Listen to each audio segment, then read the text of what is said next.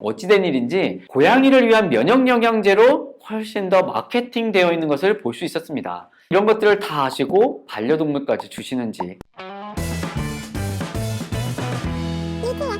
먹는 것이 곧 나를 만든다. 안녕하세요, 리틀약사입니다. 혹시 알러지 아토피가 있으신가요? 감염이나 면역성 질환에 잘 시달리시나요? 잇몸이 좋지 않으신가요? 전립선이 좋지 않나요? 콜레스테롤이 높으신가요? 이러한 증상으로 불편을 겪고 계시다면 오늘 이야기해드릴 이 식물성 스테롤을 주목해 보십시오. 그리고 이 식물성 스테롤을 어떻게 다른 영양소와 증상별로 먹을 수 있는지 알려드리도록 하겠습니다.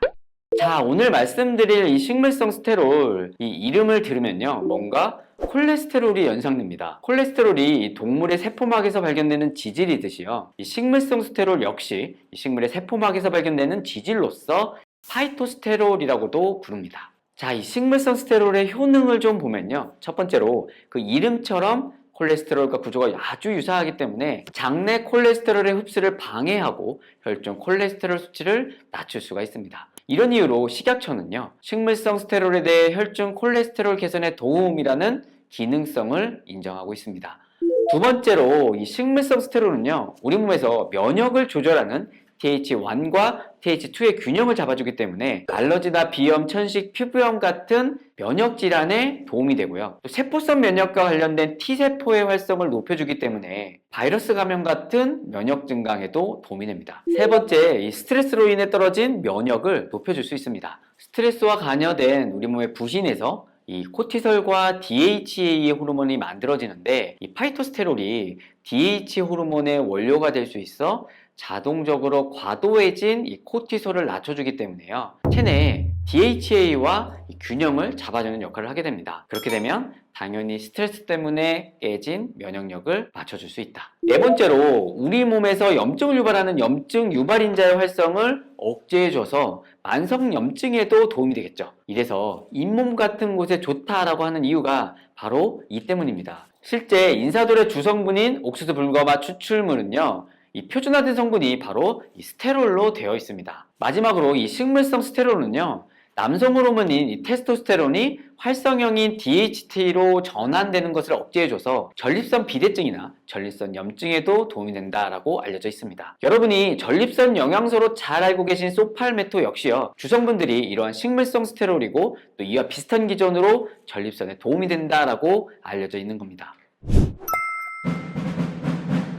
그런데 이러한 식물성 스테롤도 사실은 좀 따져봐야 될 부분들이 있습니다. 식물성 스테롤이라고 해서 다 같은 식물성 스테롤이 아니라는 거죠. 식물성의 대표적인 종류는요, 이 베타시토스테롤, 캄페스테롤, 스티그마스테롤 이런 종류들이 있는데, 보통 이 제품들을 보면요, 이러한 세 가지 성분들이 같이 쓰여 있는 것을 볼 수 있을 겁니다. 물론 제품마다요, 단순히 식물성 스테롤만 써 있는 것도 있고 또 각각 따로 써 있는 것들도 있고, 그 비율과 함량 역시도 다른 것을 볼 수 있을 겁니다. 공통적인 것은요, 대부분 다 베타시토스테롤이 두세 배 정도는 높다라는 거죠. 이렇게 제품들이요, 베타시토스테롤로 주로 나오는 이유는요, 많은 연구가 이 베타시토스테롤로 이루어졌기 때문입니다. 그리고 우리가 면역을 위해서 이 베타시토스테롤을 쓸 때에는 베타시토스테롤에 당이 결합된 이 스테롤린의 비율이 매우 중요하다라고 합니다. 1996년에 발표된 연구를 보면요, 동일한 농도에서 이 베타시토스테롤과 이 스테롤린이 100대 1의 비율일 때 면역세포를 더 잘 자극시키고, 베타시토스테롤과 스테롤린의 결합물은 용량 의존적으로 염증성 사이토카인인 IL-6의 수치를 낮춰 항염증 작용을 해줄 수 있다라고 합니다. 이러한 연구를 바탕으로요, 실제로 면역균형의 서포트로 쓰이는 모두땡땡 같은 이 식물성 스테롤 제품들은요, 이 식물성 스테롤인 베타시토스테롤과 스테롤린의 비율이 100대 1인 형태로 제품화돼서 나오는 겁니다. 그래서 식물성 스테롤은 원래 잇몸 질환이라든지 또는 전립선뿐 아니라요, 면역균형이나 면역 증강을 위해 충분히 사용할 수 있습니다. 다만 이 국내 제품에서는요, 이 콜레스테롤 개선에 도움을 줄 수 있음이라는 기능성만 받았기 때문에 그렇게 대부분 다 표시되어 있습니다. 제가 찾아보니까요, 어찌된 일인지 국내에서 이 식물성 스테롤 제품을 검색을 하면 고양이를 위한 면역 영양제로 훨씬 더 마케팅되어 있는 것을 볼 수 있었습니다. 이런 것들을 다 아시고 반려동물까지 주시는지, 그럼 이 식물성 스테롤의 주의사항도 좀 알아봅시다.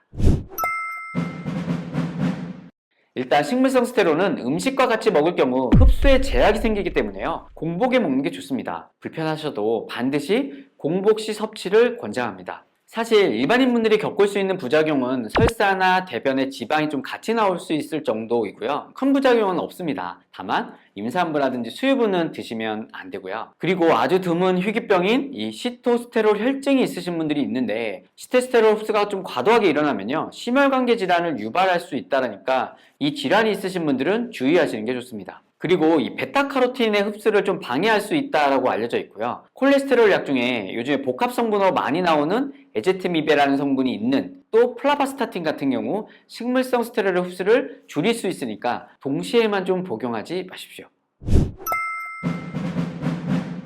자, 이제 오늘의 하이라이트입니다. 증상별 조합을 어떻게 하는 게 좋을까? 첫 번째로 이 염증을 줄여주는 목적으로 먹겠다라고 한다면요. 식물성 스테롤에 오메가3를 기본적으로 같이 드시는 게 좋겠습니다. 그리고 두 번째, 나는 전립선 건강에 힘을 쓰고 싶다. 그럼 식물성 스테롤에 소팔메토, 라이코펜 정도를 추가하시면 되겠습니다. 세 번째로 면역력과 알러지를 관리하고 싶다. 그럼 먼저 위장 건강을 챙길 수 있는 유산균과 효소를 기본으로 하시고요. 적극적 용량의 오메가3를 드시고 여기에 식물성 스테롤을 조합하시는 게 좋겠습니다. 이때 식물성 스테롤 제품은요, 스테롤린과 같이 잘 섞인 제품을 찾아 드시는 게 좋겠습니다. 마지막으로 콜레스테롤 개선에 도움을 좀 받고 싶다라고 한다면요, 홍국 추출물을 기본으로 하시고요, 여기에 식물성 스테롤을 추가하시면 되겠습니다. 그리고 체내 중성지방이 높으신 분들은 오메가3까지 추가하셔라. 단 이미 병원에서 이 스타틴 계열의 약물을 처방받고 있다면요, 홍국 추출물은 빼고 드시는 게 좋겠습니다. 오늘은 식물성 스테롤에 대해서 알아봤는데요. 다양한 질환들은 그 병리적 기전이 다 개인마다 다르고요. 원인도 다릅니다. 무조건 어떤 영양소 하나로 그러한 증상들이 다 좋아질 거다 이렇게 기대하지 마십시오. 보조해줄 수 있는 하나의 영양소로서 접근하시는 게 좋겠습니다. 못 고치는 병은 없습니다. 못 고치는 습관만 있을 뿐입니다. 구독, 좋아요, 댓글, 알림까지 잊지 마십시오. 지금까지 비틀약사였습니다. 구독을 원하신다면 이쪽, 더 많은 영상들을 보고 싶다면 이쪽.